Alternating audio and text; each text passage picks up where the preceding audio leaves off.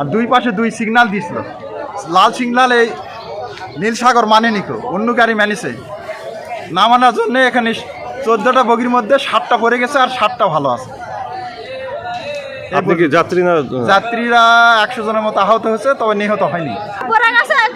কালির মতো ঘুরে বেড়াচ্ছে, ভাঙা গেছে, লাইন জোড়া দিচ্ছে সকাল থেকে। ট্রেন হচ্ছে আপনি শিখলাম দেয় তো লাল পতাকা, ওই জায়গাতে দিয়েছে, ওই জায়গাতে দিয়েছে। তার ড্রাইভারে নিয়ে গেছে, মানে জুড়ে চালালিয়া চলে এসেছে। যখন ট্রেন পড়ে গেছে, সোলের বাবু কাম করছে, ট্রেন পড়ে গেছে, সোলেরা ফুটে ওই আমরা সবগুলো ধরে আসে দেখি এই অবস্থা, মানুষ ট্রেনে তোলা যাচ্ছে না।